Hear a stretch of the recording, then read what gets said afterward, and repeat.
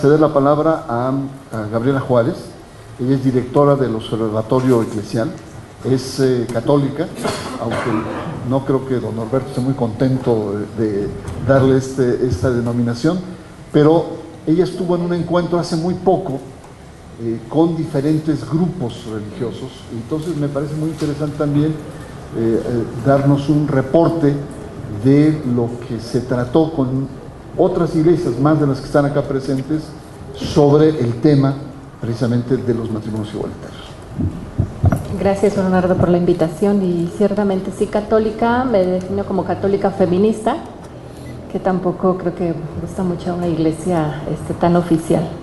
Y ciertamente tuvimos en el Observatorio Eclesial un foro sobre el mismo tema el 4 de agosto y un poco comentarles, para el colectivo del Observatorio Eclesial, personas y organizaciones con las que trabajamos en conjunto, pues fue sorpresiva la reacción desbocada de la Iglesia Católica y otras iglesias ante la iniciativa del matrimonio igualitario. Una jerarquía que rompe la postura y se lanza contra el matrimonio igualitario, pero en realidad se lanza contra las personas y personas de las mismas iglesias. Y abre una campaña abierta de odio y discriminación, que creo que este es también uno de los grandes problemas. Y bueno, pues en esta iniciativa del foro, nuestros objetivos, voy a mencionar 3 de los objetivos, que era ante esta iniciativa del matrimonio igualitario, hacer escuchar otras voces eclesiales y religiosas incluyentes y no discriminatorias. Voces defensoras de los derechos humanos de todos y todas, o todoas, así como del Estado laico y la separación de Iglesia y Estado. Otro objetivo era denunciar como iglesias y personas de fe la homofobia de algunos líderes católicos y evangélicos que con sus discursos de odio, exclusión y discriminación incitan a la violencia y el crimen contra personas de la diversidad sexual. Y bueno, y también otro objetivo era articular pues estas acciones con espacios como este y personas de diferentes sectores. Quiero mencionar algunas participaciones que también tienen un contenido de fondo, entre ellas personas cristianas y no cristianas, que también es un sector religioso que nos estamos articulando, ¿no? Y hay posturas a favor de las personas, a favor de la igualdad y no discriminación. Entre ellos estuvieron el grupo Gmail de los judíos de la comunidad, como ellos se dicen, reformistas, y para ellos el matrimonio igualitario lo avalan desde su visión de que cada ser humano es la chispa divina, y esto quiere decir que somos formados a imagen y semejanza de Dios.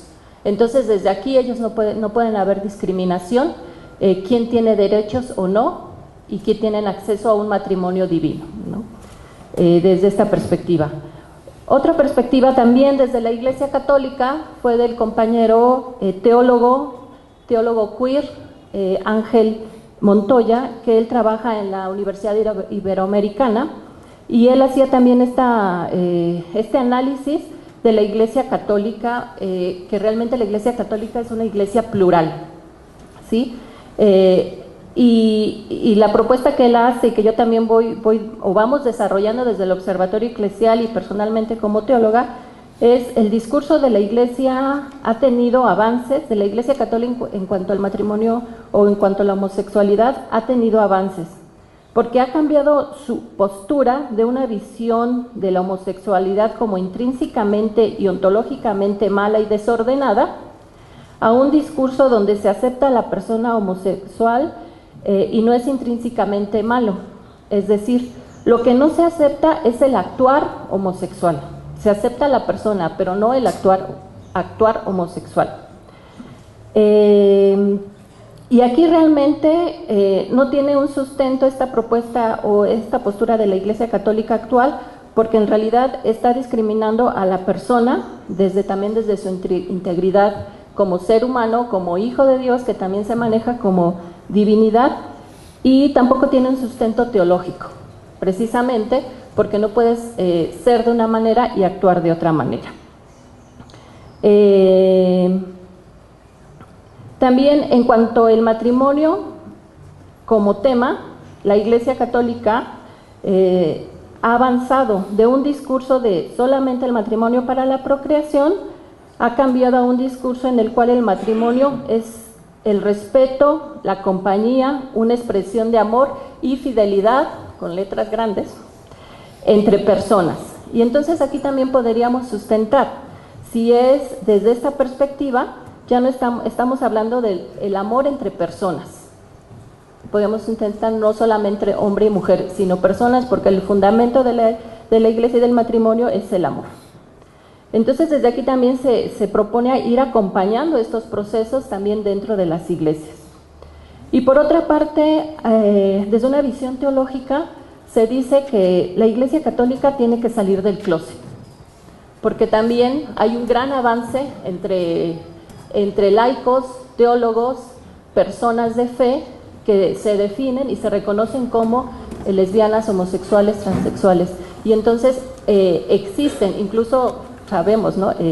Ministros o religiosas que están dentro con esta opción. Entonces desde aquí la teología queer creo que también ha avanzado y es un punto que tenemos que ir analizando, y esto grandes o personas teólogas como Marcela Altusrey pues lo ha mencionado, y ya se está trabajando en diversas universidades desde la perspectiva teológica, no solamente en México, no precisamente, pero sí en Latinoamérica y en otros países hay un avance bastante. También otra propuesta interesante que tuvimos fue la participación de la Casa Tíbet en México. No sé si por aquí esté alguien. Alan Murillo nos hablaba también del budismo.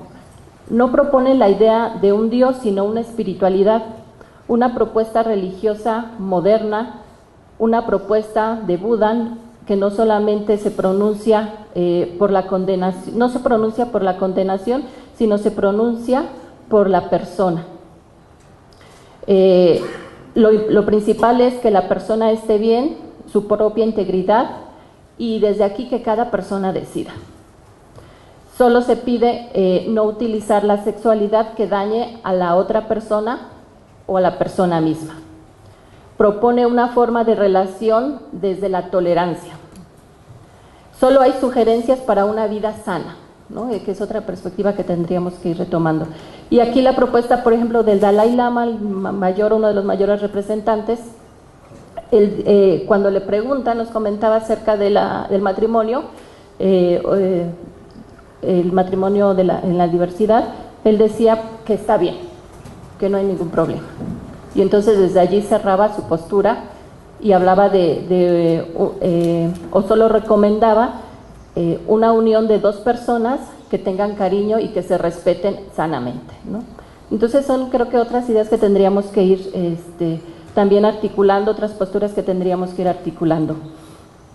Y bueno, otras participaciones que no comento porque también están los compañeros aquí en la mesa. Y también hablábamos, la propuesta que estamos haciendo es escuchar las voces de la diversidad que están construyendo iglesias, es decir, que se han apartado de las iglesias oficiales porque ven que no tienen cabida, pero que están haciendo sus propias iglesias. Y creo que también esta es una propuesta performativa, como dicen algunas teólogas, que se va construyendo día a día y que en un momento o ya no son minorías, aquí no estoy muy de acuerdo que son minorías, lo vemos en las marchas de la diversidad en los diferentes países del mundo, y desde aquí son propuestas que se van construyendo y que están haciendo una voz desde la fe, desde su identidad, que también hemos articulado con ellos. Y también quiero mencionar que dentro de dentro del colectivo del Observatorio Eclesial presentamos en este foro un pronunciamiento desde por qué o haciendo mención de esta embestida de la Iglesia Católica, especialmente en contra de esta propuesta, y decíamos, solamente voy a leer algunos incisos, y desde esta perspectiva de pronunciamiento. Declaramos nuestro compromiso firme por la construcción de una sociedad abierta, plural, democrática y pacífica. Invitamos a todos y a todos los creyentes a renunciar a todo lenguaje de odio y discriminación y denunciar a quienes, amparados en la impunidad que creen tener desde el privilegio eclesiástico, alimentan la mentira y el odio de una sociedad ya lacerada por múltiples violencias y discriminaciones. Expresamos nuestra solidaridad con las personas y colectivos a favor de la diversidad sexual, nos sumamos en la defensa justa de sus derechos y en la construcción de una sociedad más humana, moralmente responsable y respetuosa. Hacemos un llamado a las autoridades federales y estatales, a los organismos autónomos de derechos humanos, a sancionar penalmente el comportamiento homofóbico de aquellos líderes católicos y evangélicos que en ello han incurrido y a brindar protección e integralidad física también, psicológica y social a las personas y colectivos agraviados.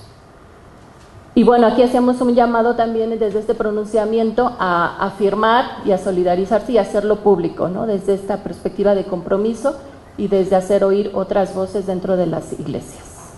Por aquí estaría. Muchas gracias, Gabriela. Yo creo que nos has colocado a través de este relato del otro foro con la PREP una idea muy importante, que es lo dinámico que son las iglesias, las instituciones, que no es que sus dogmas cambien o que haya una heterodoxia, sino son las prácticas las que realmente obligan a replanteamientos de fondo. Esto que decía de salir del closet, como no reconocer una condición homosexual al interior mismo de las estructuras religiosas.